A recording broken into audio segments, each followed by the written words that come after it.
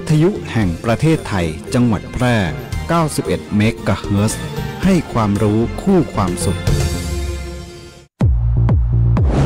ถ้าทุจริตคือไวรัสเราจะเป็นวัคซีนอย่ารอให้ใครมาเปลี่ยนโลกเริ่มจากเราก่อนขอเชิญทุกคนมาสมัครเรียนหลักสูตรต้านทุจริตศึกษาในรูปแบบออนไลน์ฟรีจากสำนักงานปปช.ผ่านเว็บไซต์ aced.nacc.go.th เรียนง่ายเรียนสนุกจบแล้วได้ใบประกาศนียบัตรออนไลน์ส่งตรงถึงมือเรียนรู้วิธีต้านทุจริตเสริมภูมิคุ้มกันทางจิตใจเปลี่ยนพลังความคิดเป็นพลังต่อต้านความไม่ถูกต้องไม่ว่าคุณจะเป็นนักเรียนนักศึกษาหรือประชาชนทั่วไปมาเพิ่มพลังความรู้สร้างสังคมใสสะอาดด้วยการเรียนรู้แบบใหม่บนแพลตฟอร์มต้านทุจริตศึกษาออนไลน์ของสำนักงานปปช.สมัครเลยวันนี้ที่ aced.nacc.go.th มาร่วมสร้างประเทศไทยโปร่งใสไร้ทุจริตและสินบนเริ่มได้ที่ตัวคุณสนับสนุนโดยกองทุนปปช.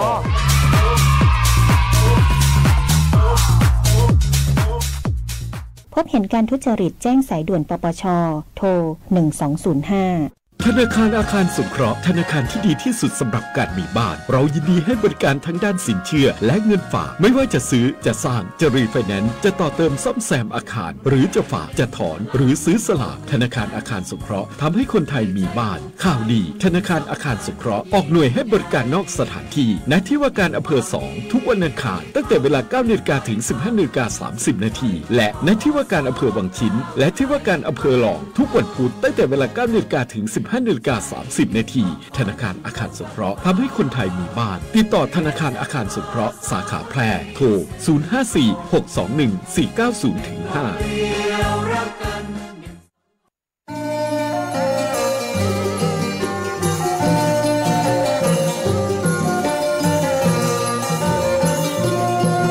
054-621-4905การยางแห่งประเทศไทยจังหวัดแพร่ขอเชิญชวนเกษตรกรมาปลูกยางพันธุ์ดีเพิ่มผลผลิตเป็นพันธุ์แนะนำจากสถาบันวิจัยยาง RRIT 251 กับ RRIT 3904 ยางพันธุ์ดี RRIT 251 เปลือกหนาปานกลางต้านทานโรคได้ดีทรงผุ่มใหญ่เหมาะกับปื้นตีราบระยะการปลูกบ่ควรต่ำกว่า 3x5 เมตรส่วนยางพันธุ์ดี RRIT 3904 ใหญ่เร็วผลผลิตสูงต้านทานโรคเยี่ยมเหมาะที่จะปลูกในตีลาดชั้นเกษตรกรตีสนใจสามารถสอบถามเพิ่มเติมได้ตีการยางแห่งประเทศไทยจังหวัดแพร่โทร054-069-605มาติดต่อเลยนะเจ้า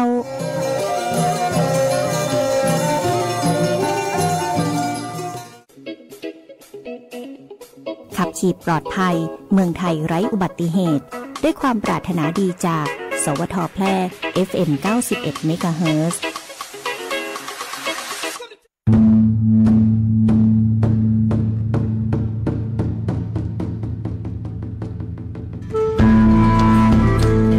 หม้อห้อมไม้ซักถิ่นหักพระล้อ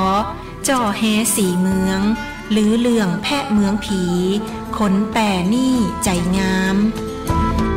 เจ้าจังหวัดแปร่ขอต้อนรับนักท่องเที่ยวทุกท่านตีมาเยือนหมู่เฮาด้วยความยินดียิ่งเจ้า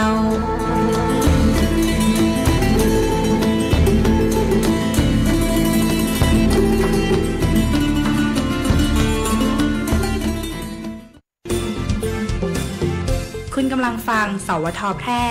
FM 91 เมกะเฮิรตซ์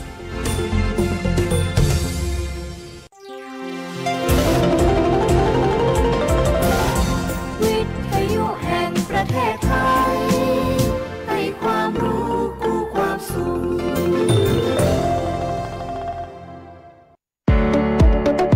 ที่นี่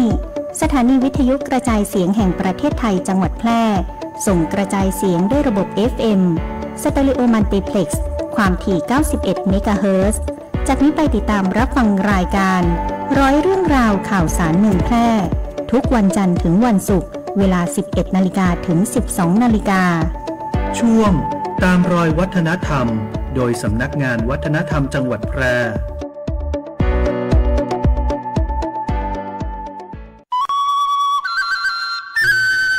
ค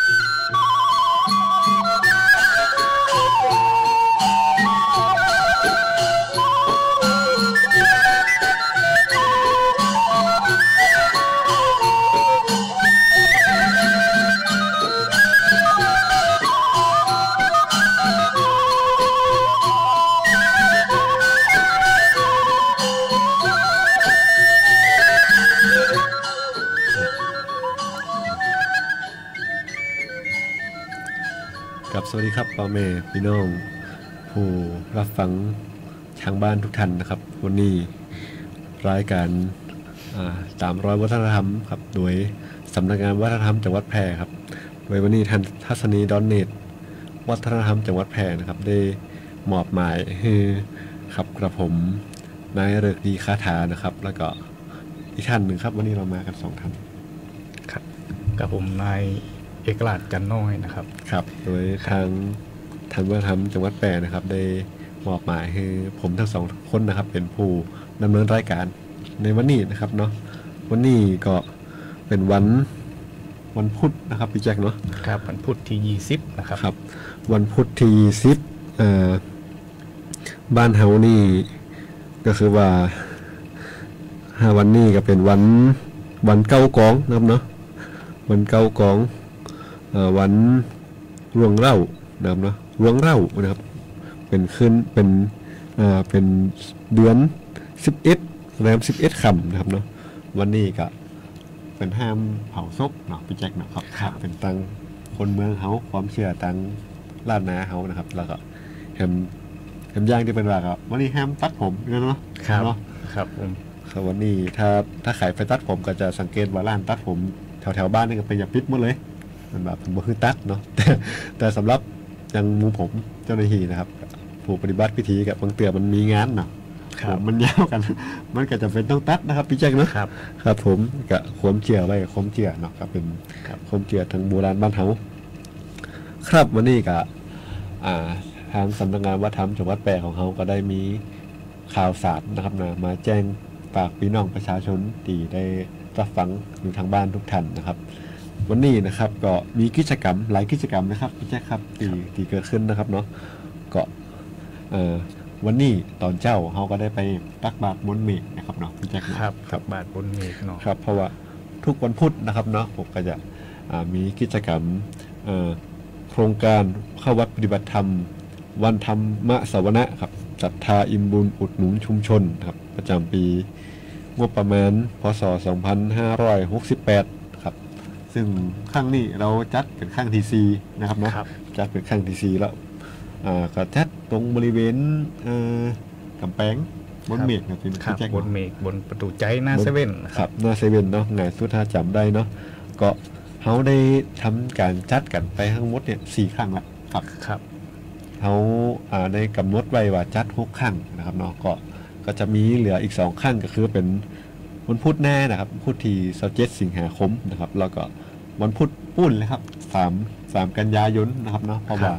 เขากับถ้าอู้กันเดี๋ยวนี้ก็ใกล้ถ้าในส่วนราชการนี่ก็คือใกล้ปิดปีงบประมาณแล้วนะครับเนาะเดือนกันยานี่บ่เกินวันที่15นี่ส่วนราชการนี่ก็ต้องเคลียร์เรื่องงบประมาณหมดแล้วเขาก็จะมาว่ากันกิจกรรมใหม่ๆนะครับพุ่นกับนะเดือนตุลาพุ่นนะครับเนาะเราจะได้มีข่าวสารมาบอกว่าปีนี้เรามีการจัดกิจกรรมหนึ่งห้องนะครับเนาะครับก็เชิญชวนนะครับพี่น้องบ้านใกล้อยู่ในเมืองนะครับเนาะหรือว่าผู้ที่ทำงานบางคนทำงานเนี่ยว่าอยู่บ้านนอกต่างอำเภอหรือว่าอยู่บ่ได้อยู่ในเมืองครับอยู่สูงเม่นอยู่เดินใจแค่แต่ต้องมาทำงาน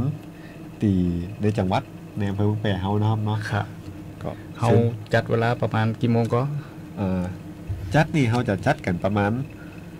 มารอเนาะมารอพระหรือว่ามาเตรียมตัวเนี่ย6 โมงนี่ครับพี่แจ็คเนาะประมาณ6 โมง6 โมงเกินเนาะ6 โมงเกินนี่เริ่มเจอกันละที่บนเมฆนะครับ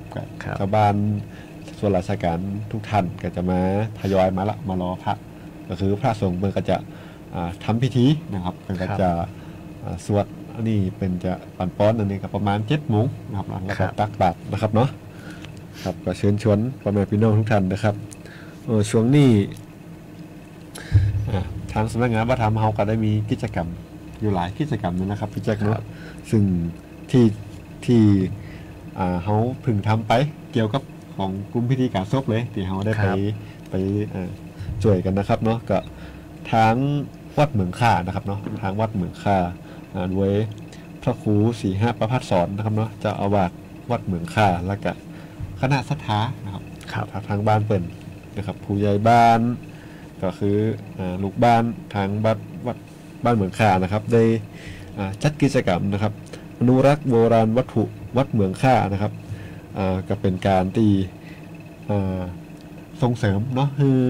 เจ้าบ้านหรือว่าเยาวชนวัยรุ่นหรือว่าคนเฒ่าคนแก่เนี่ยเพิ่นได้ไปช่วยกันทำทะเบียนทะเบียนวัตถุโบราณหรือว่าทำความสะอาดวัตถุโบราณนะครับที่มีอยู่ในวัดเหมืองค่ามันเป็นคือเป็นสิ่งที่ดีนะครับเนาะเพราะว่าบางเดี๋ยวนี่เฮาบ่ฮู้ว่าวัดนี่เป็นสิ่งดีเขาห้องเจ้าบ้านหรือว่าใครก็ได้จะเข้าก็ได้นะครับเนาะเข้าออกได้ทุกทางเปิ่นจะบ่ค่อยปิดแต่ได้เนี่ยเหมือนส่วนราชการวัดถ้าปิดกำกับ 2-3 ทุ่มบางคนก็มีปัญหาใครถามคิวตุ้เอาทำวุ้นกับมาเอิ้นเป็นห้องทุ่ม2 ทุ่มกับมาเอิ้นเป็นได้อีกนะนี่เตือนเฮาบ่ฮู้ว่าคนมาเอิ้นได้ไปขโมยขโจรก่อนเนาะพี่เนาะครับก็เปิ่นก็เลยขอนะครับขอความอนุเคราะห์และก็ขอความร่วมมือทั้งสำนักงานวัฒนธรรมเขาเนี่ยไปช่วยกันทำทะเบียนวัตถุก็คือไปช่วยกันทำความสะอาดนะครับพระพุทธรูปโอ้เขาถึงเยอะเนาะพี่แจ๊คเนาะประมาณ 7-80 กว่ารายการนะครับรวมทั้งของเก่าของใหม่นะครับจัดทำทะเบียนวัตถุครับผมติดนัมเบอร์ติดรายชื่อของวัตถุโบราณครับเป็นการทำประวัติของวัตถุโบราณชิ้นนั้นเป็นนะครับเนาะครับเป็นที่เขาทำขึ้นเนี่ยครับที่ทั้งวัดทำขึ้นนี่เพื่อว่าเป็นการรักษาและก็เป็นการเช็คของได้ว่าของที่เขาทำทะเบียนไปเนี่ยอยู่ครบก่อนเวลาเปิดจัดงานอย่างเนี้ยเปิดจะออกมาโชว์นะครับก็จะอันนี้นี่เหล็กนี่เป็นพระพุทธรูปหนักนกนี่นะเปิดก็จะเอามาคือดูได้ว่าเหล็กนี่ตรงกับพระพุทธรูปนี่นะมันเป็นการรักษาโบราณวัตถุและการขโมยแต่เนาะครับเราจะหู้ว่าของอันใดหายบ่หายมือเตือวัดไกลๆหรือว่าวัดที่ว่าเป็นมีของเยอะนะครับมีเจ้าอาวาสอยู่รูปเดียวกับเน้นแถมตน2 ตนนะครับเป็นกับบ่ฮู้ว่าดูแลทั่วถึงบ่ทั่วถึงของหายบ่หายนะแต่ของหายบ่ฮู้นะครับครับก็เป็นสิ่งที่ดีก็คือจุดเริ่มต้นจริงๆนี่ก็มาจากวัดพระธาตุเจ้าเฮนะครับเนาะวัดพระธาตุเจ้าเฮทางโดยท่านเจ้าคุณพระโกษัยเกียรติยรักษ์ครับรองเจ้าคณะจังหวัดแปรเปิ่นได้คือทางเจ้าหน้าที่เนาะก็ช่วยกันทำทะเบียนวัตถุนะครับเนาะก็เป็นสิ่งที่ดีนะครับอาจจะในภายภาคหน้าก็อาจจะมีวัดอื่นๆเป็นอาจจะขอมาก็ได้ก็เป็นการร่วมมือเนาะของทางประชาชนหน่วยราชการและก็ทางวัดเลยครับเข้าสู่เขาห้องว่าเข้าล็อกของบวรเลยบ้านวัดโรงเรียนนะครับราชการนะครับครับผมก็ครับก็ข่าวต่อไปนะครับก็จะเป็นรางวัลนะครับการรับรางวัลนะครับของมอบรางวัลของชมรมคนดีสีเชียงรายนะครับเนาะเป็นได้จัดพิธีมอบรางวัลเกียรติยศต้นแบบคนดีสีเชียงรายนะครับเนาะโดยเป็นจะได้ไปรับรางวัลกันครับตีไหนครับพี่แจ็คหอประชุมใหญ่นะครับมหาลัยราชภัฏเชียงรายนะครับในวันที่วันอาทิตย์ที่24 สิงหาคมครับพศ 2568ครับครับผมครับโดยรางวัลต้นแบบคนดีสีเชียงรายนะครับเนาะก็มอบโดยพระราชวชิระคณีนะครับเจ้าคณะจังหวัดเชียงรายนะครับเนาะโดยทางบ้านเฮาเนี่ยตีเห็นเนี่ยรายชื่อพระสงฆ์เนี่ยตีเพิ่นได้รับรางวัลคนดีสีล้านนาเนี่ยก็จะมีพระทองสุขสมจันทร์นะครับเนาะแล้วก็พระครูบัณฑิตเจติยานุการหรือว่าตัวเอาแดนครับตัวเอาแดนวัดไปยังยองนะครับเนาะอำเภอหนองมูไคหรือว่าล่องกวางนี่ล่องกวางเนาะติดกันเมื่อแต่ผมก็ลืมนะพี่ครับก็จะมีอีก2นะครับก็จะมีพระครูภาวนาเจติยานุกิจหรือว่าตุปิแซกพระครูแซบรักษาการเจ้าอาวาสบ้านทินวัดทินไหนนะครับเนาะแล้วก็อีกรูปหนึ่งก็จะเป็นพระมหาสิทธิชัยชิยสิทธินะครับตุปีบอยวัดทองฟ้องนะครับเนาะตีเฮาหันพระสงฆ์ของจังหวัดแปรเฮานะครับก็เป็นเรื่องที่น่ายินดีนะครับต่อพระสงฆ์ผู้ทำคุณูปการต่อจังหวัดเฮานะครับเนาะเฮ เขาจะได้สังเกตเวลามีงานที่ว่างานใหญ่ๆที่จัดเฉลิมพระเกียรติของพวกนี้นะที่ว่างานเกี่ยวกับงานพิธีงานบ่ต้องว่างานพิธีเนาะงานบ่แต่ขึ้นบ้านมงบ้านใหม่เนี่ยเนาะขึ้นบ้านใหม่แต่งงานเนี่ยเพิ่นก็จะนิมนต์เนี่ยพระครูแสบเนี่ยที่เขาหันบ่อยๆนะครับเนาะเขาเป็นเชี่ยวชาญนะครับเรื่องการสวดเรื่องการบริกรรมคาถานะครับเนาะครับก็อันนี้ก็จะเป็นรางวัลคนดีสีเชียงรายประจำปี 2568 นะครับเนาะครับก็เป็นข่าวอีกหนึ่งข่าวนะครับเป็นเรื่องที่น่ายินดีครับผมก็ไว้วันโดยอีกข่าวต่อไปนะครับจะเป็นข่าวเรื่องของงานสมัชชาคุณธรรมแห่งชาติครั้งที่14นะครับโดยจัดโดยองค์การมหาชนเนาะองค์การมหาชนก็เป็นส่วนหนึ่งของเขาห้องว่าเป็นส่วนที่คุ้นเคยหรือว่าเป็นอยู่ในความสัมพันธ์เพราะว่าอยู่ในกระทรวงวัฒนธรรมนะครับกระทรวงเขาเนี่ยจะมีผู้เขาพูดรวมดำเนินงานอย่างเป็นทางการบ่อยๆเนี่ยก็จะเป็นองค์กรมหาชนนะครับเนาะก็เป็นได้จัดงานสมัชชาคุณธรรมครั้งที่14นะครับเนาะโดยทางจังหวัดแปรเฮานะครับได้มีการเข้าร่วมงานสมัชชาคุณธรรมซึ่งเดินทางมาเนี่ยครับพี่แจ็คครับผมเดินทางมาเนี่ยก็จะนำโดยวัดของเขานี่ตีไปเขาออกไปโชว์ผลงานเนาะโชว์ผลงานนี่ก็จะเป็นทางของวัดเชาเฮวัดพระธาตุเชาเฮนะครับโดยตุปีก็นั่นเองตุปีพี่ชัยนะพระมหาพี่ชัยนะครับเป็นเลขานุการของเจ้าอาวาสวัดเชาเฮเนาะเป็นได้ไปจัดบูธโดยมีเจ้าหน้าที่ข้าราชการของสำนักงานวัฒนธรรมเนี่ยเป็นได้ไปเข้าไปตัวเนาะก็จะมีการจัดบูธทั้งจังหวัดแปรเฮาก็จะเป็นที่เขาไปโชว์ก็จะเป็นการสารครับสารเขาห้องว่าสารตะแหลวอีกเนาะแจ้งเนาะตะแหลวหรือว่าที่ผมเห็นตะกี้ครับก็คือเป็นกำลังจะเดินทางเนาะเป็นกำลังจะเดินทางพอดีผมก็ถามเป็นว่าทุกปีวันเนี้ยทุกปีเอาอย่างไปโชว์เปิ่นนะเปิ่นกับมันจะได้มีแค่ตะแหลวนะครับพี่แจ็คก็จะมีเป็นทำมาใหม่เป็นดอกบัวเป็นสารเนาะครับสารเป็นดอกบัวสารเป็นกระเช้าเป็นว่าคือเนี่ยครับกับพระสงฆ์บ้านเฮานี่ทางวัดเจ้าแฮนี่เป็นกับบ่ได้เก่งใช้วิชาการนะครับงานศิลปะหัตถกรรมนี่เป็นกับสุดยอดนะครับเนาะทำได้ตลอดเพราะว่าการเป็นออกแบบโลโก้การออกแบบอะไรเนาะงานบางเตี่ยนี่เดี๋ยวหันนี่คือฝีมือของตุปีพี่ชัยเลยนะครับเนาะเป็นคนที่มีหัวศิลป์นะครับเนาะครับข่าวต่อไปนะครับเดี๋ยวมีอีกหนึ่งข่าวนะครับเนาะเป็นข่าวที่ทางสำนักงานวัฒนธรรมจังหวัดแปรโดยท่านทัศนีดัตเนตนะครับวัฒนธรรมจังหวัดแปรเขาได้เข้าร่วมในงานเทศกาลอาหารนานาชาตินะครับ East Meet West at เพชรบุรีนะครับเนาะเวทีเสวนาแลกเปลี่ยนเรียนรู้การแสดงสินค้าและกิจกรรมนะครับผมเมืองสร้างสรรค์รวมพลังสู่เศรษฐกิจรากฐานครับโดยกิจกรรมนี้จัดขึ้นที่จังหวัดเพชรบุรีนะครับเนาะเป็นก็ได้เชิญต่างจังหวัดเฮาเนี่ยไปรวมที่ผมเห็นตะกี้นี่ไม่ได้มีแค่ทางวัฒนธรรมจังหวัดแปรนะครับก็จะมีทางของนายกอบจนะครับนายกอบจแปรแล้วก็การท่องเที่ยวเนาะการท่องเที่ยวแห่งประเทศไทยบ้านเฮาแล้วก็นี่นะครับการท่องเที่ยว3หน่วยงานนะครับครับผมผู้ตกหล่นไปสักหน่วยงานก็ขออภัยนะครับเนาะข้อมูลมานี่คือหายไปน้อยหนึ่งครับผมก็เป็นได้เข้าร่วมนะครับเข้าร่วมกิจกรร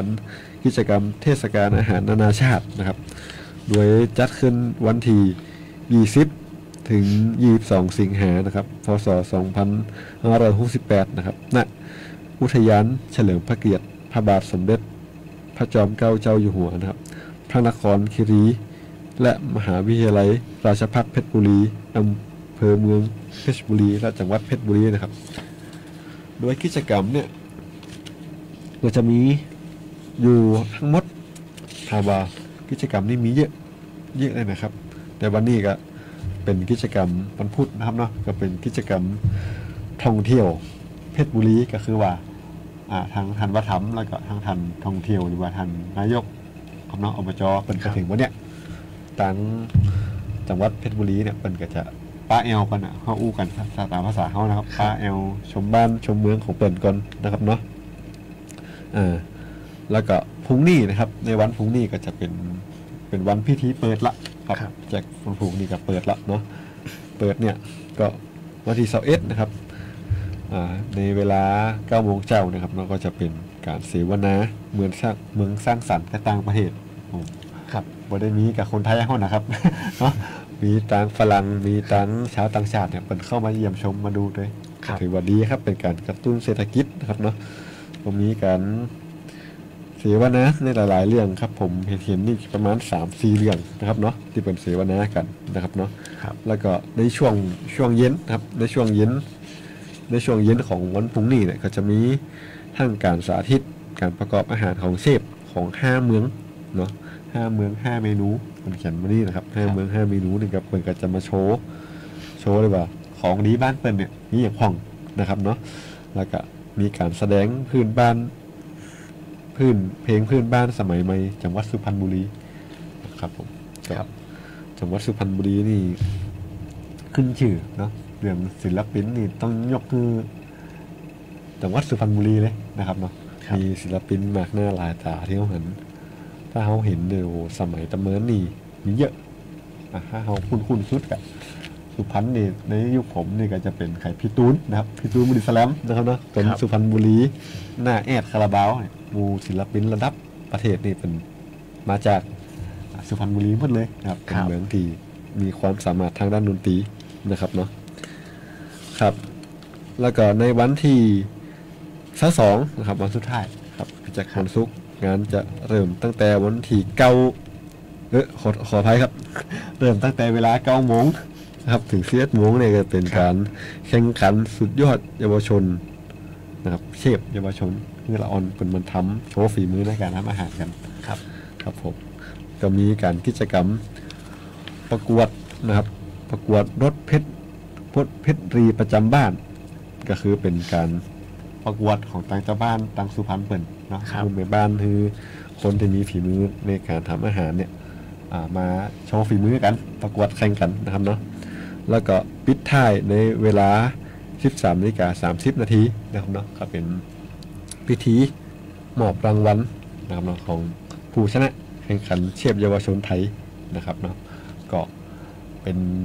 ข่าวสารเรื่องราวที่เขาได้นำมาบอกกล่าวกันนะครับของเกี่ยวกับ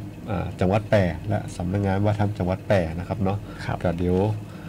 ช่วงนี้เดี๋ยวขอพักเบรกสักครู่นะครับเดี๋ยวช่วงหน้าเขามาต่อกันอีกช่วงนะครับขอบคุณครับ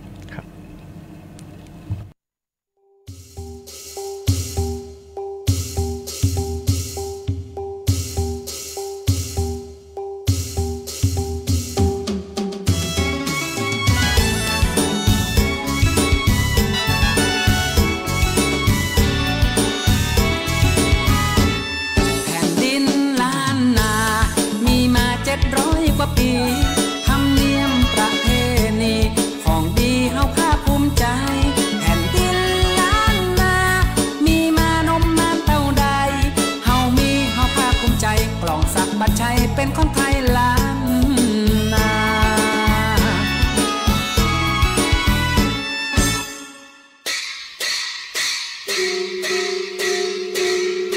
กองสะบัดใจเป็นชื่อของกองประเภทหนึ่งแต่เดิมใจตีเป็นสัญญาณบอกเหตุเป็นสัญญาณโจมตีฆ่าศึกและตีในงานรื่นเริงต่อมาใจตีเป็นพุทธบูชาและประโคมในงานบุญของวัดนั้นเสียงกองอะยังนะกลองยาวครับนี่เป็นการโชว์กองสะบัดใจของภาคเหนือกลองยาวเป็นของภาคกลางลบไปก่อนแล้วจะให้ผมตีเมื่อไหร่ครับเอาไว้งานบวชนาคทอดผ้าป่าภาคกลางก้อยตีไป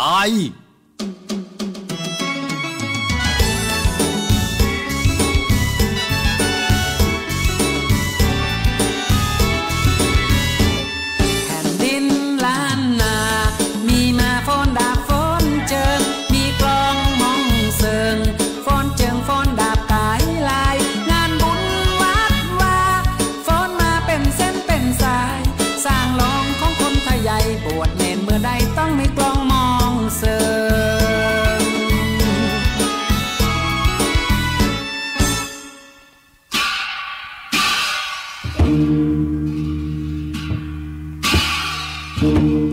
องเซิงเป็นกองปืนบ้านของชาวไทยใหญ่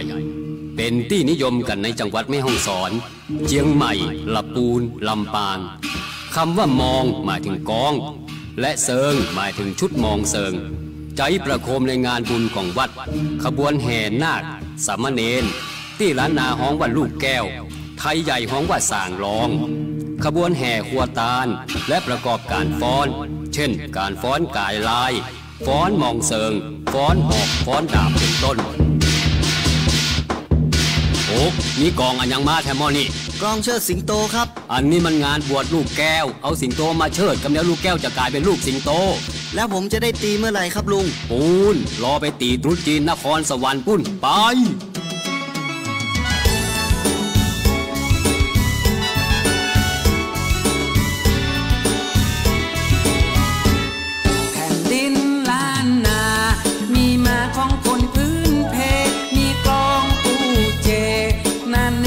กลองก้นยาวเรียกไม่เหมือนกันปักเจอุกเจบางคราวคนไตเรียกกลองก้นยาวคนเมืองบ้านเฮาเรียกว่ากลองปูเจ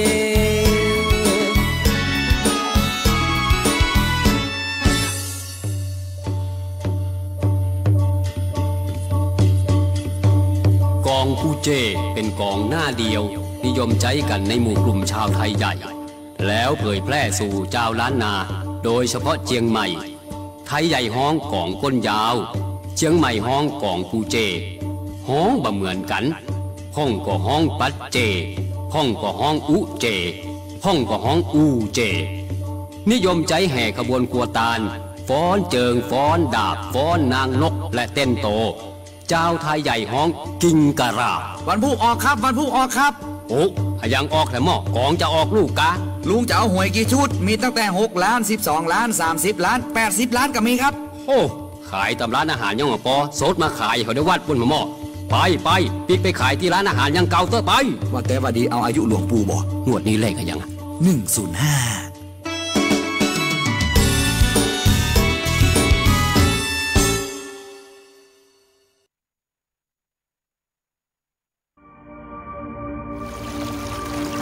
ศูนย์บริหารจัดการน้ำจังหวัดแพร่มีหน้าที่ในการบริหารจัดการน้ำในจังหวัดแพร่โดยมีเป้าหมายเพื่อให้มีแหล่งน้ำใช้อย่างเพียงพอสำหรับการดำรงชีวิตและการพัฒนาและเพื่อให้เกิดการใช้น้ำอย่างมีประสิทธิภาพและเป็นธรรมรวมถึงการอนุรักษ์แหล่งน้ำและการแก้ไขปัญหาน้ำท่วมศูนย์บริหารจัดการน้ำจังหวัดแพร่เข้าใจเข้าถึงพัฒนาเพื่อประชาชนติดต่อศูนย์บริหารจัดการน้ำจังหวัดแพร่โทร054-532-900หรือองค์การบริหารส่วนจังหวัดแพร่โทร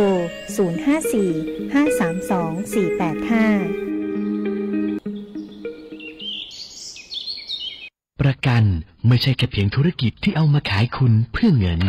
แต่ประกันเป็นการกระจายความเสี่ยงของคุณไปให้บริษัทประกันถ้าไม่เชื่องั้นลองฟังนี่ผมชื่อประกรณ์มีบ้านอยู่1 หลังอยู่มาวันหนึ่งแก๊สระเบิดบ้านผมก็หายไปคุณว่าใครจะรับผิดชอบให้ประกรณ์ถ้าเขาไม่ทำประกันทำประกันเถอะครับจะประกันไหนๆก็อุ่นใจเมื่อมีประกันคปภ.สำนักงานคณะกรรมการกำกับและส่งเสริมการประกอบธุรกิจประกันภัย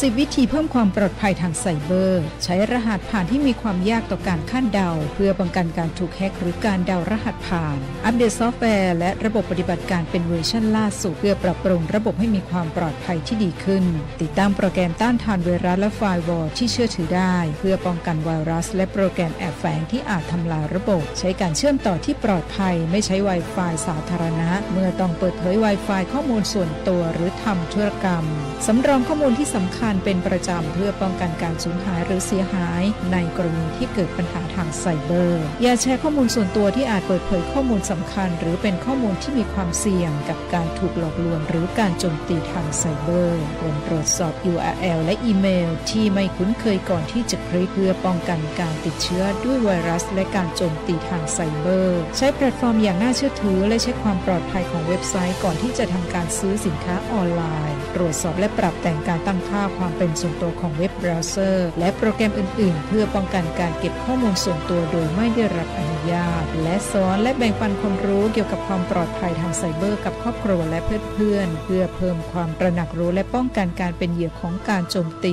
ทางไซเบอร์รู้ภัยเข้าใจรับมือได้ด้วยความปรารถนาดีจากสำนักงานประชาสัมพันธ์ที่ 3 กรมประชาสัมพันธ์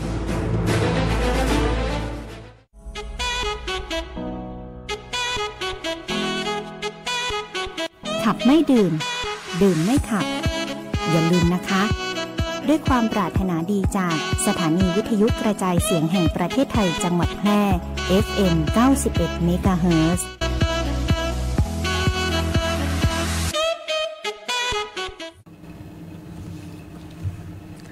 ครับ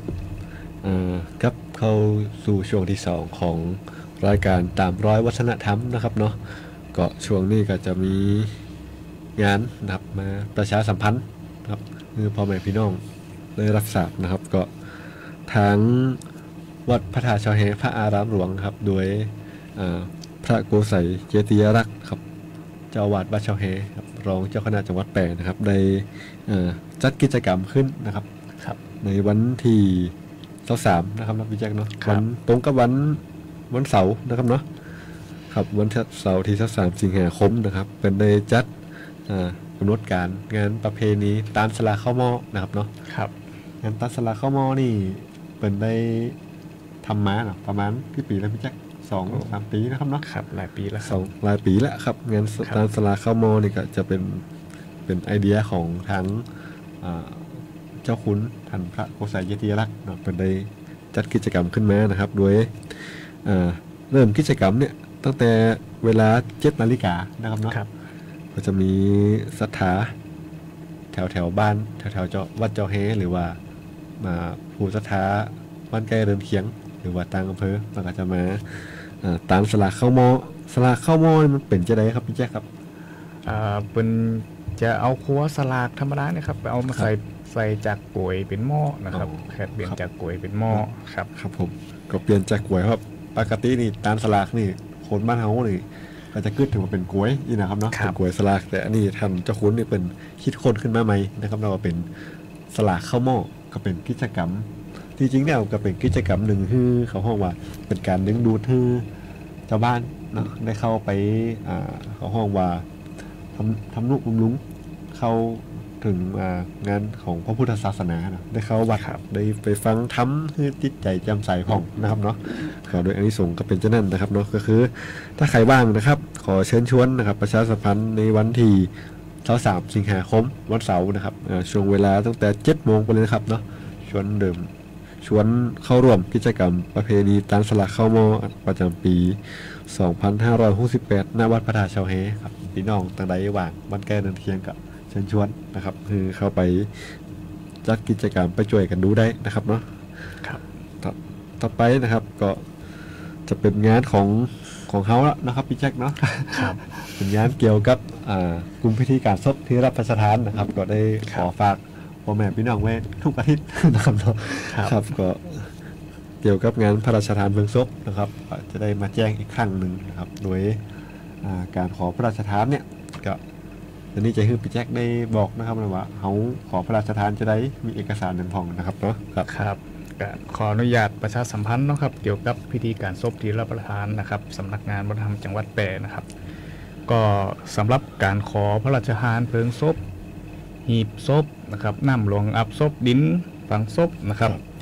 ขอพระราชทานได้ที่ศาลากลางจันทร์ซีนะครับผมศาลากลางจันทร์ซีเลี้ยวขวา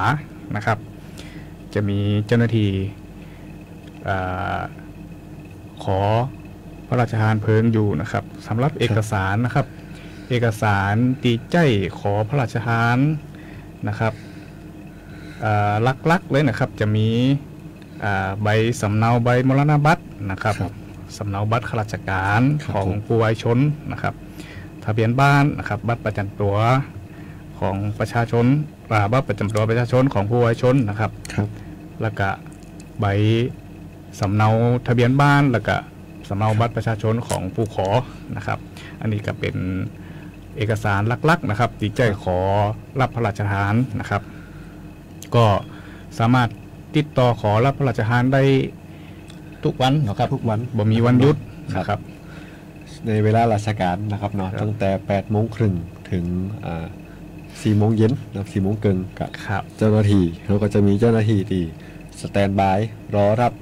เรื่องงานพระราชทานเขามีแห่งอย่างหนึ่งคือว่าการขอพระราชทานเนี่ยขอได้แต่ว่า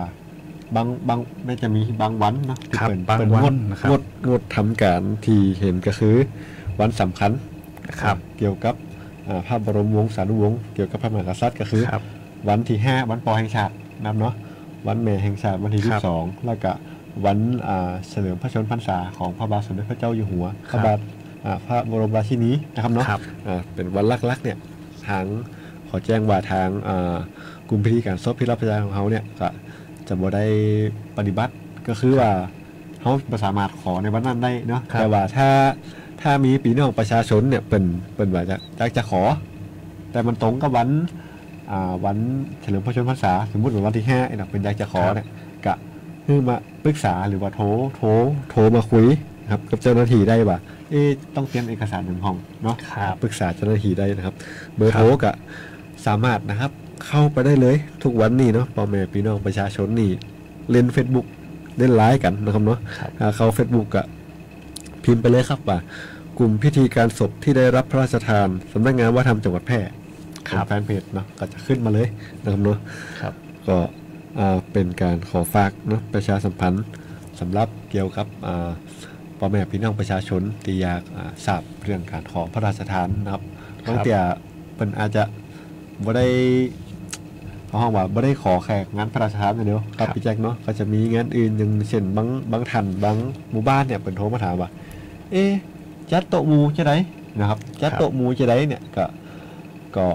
ส่วนมากเป็นจะโทรมาถามเนาะทางสำนักงานวัฒนธรรมของเขาก็สามารถตั้งเข้ามาในเพจของสำนักงานวัฒนธรรมจังหวัดแพร่ได้ครับในเพจ Facebook เนาะเขียนพิมพ์ไปเลยว่าสำนักงานวัฒนธรรมจังหวัดแพร่หรือว่ากลุ่มพิธีการศพที่รับพระราชทานนะครับเนาะก็สามารถมาปรึกษาเรื่องการจัดตัวหมู่งานซับซ้อนให้พิธีของเขาได้นะครับเขาก็พร้อมคือคำแนะนำนะครับปรึกษานะครับเนาะครับขอเพิ่มเติมเห็นน้อยนึงนะครับกับการขอรับพระราชทานนะครับขอย้ำนะครับบ่มีค่าธรรมเนียมหรือค่าใช้จ่ายใดๆทั้งสิ้นนะครับก็ขึ้นเตรียมเอกสารบกอย่างนะครับขึ้นมาขอได้ที่สารการจันทรีครับผมบ่เว้นวันหยุดราชการครับคือยังที่เขาอู้ไปเมื่อกี้นะครับพี่แจ็คเนาะอย่างว่าบ่มีค่าใช้จ่ายเนี่ยคือถ้าสมมุติว่าบางท่านตีเป็นจะจัดงานเนี่ยเรามีไข่บ่หัวสมมุติยังเป็นว่าเป็นร้านหน้าอยากไปว่าเราจะจัดการประสานเรื่องขอพระราชทานแต่ว่าขอเงินค่าดำเนินการหรือว่าขอเงินเป็นซอง3,000เนี่ยไปให้เป็นเจ้าหน้าที่นะครับในการปฏิบัติหน้าที่อันนี้คือขอประชาสัมพันธ์ไว้ตรงนี้เลยว่าอันนี้ก็ตอบปฏิเสธเลยได้หรือว่าถ้าบ่มั่นใจนี่โทรมาหาเฮาเลยครับโทรมาหาทางกลุ่มพิธีหรือสำนักงานวัฒนธรรมเลยเพราะว่าทางของเฮาเนี่ยบ่ได้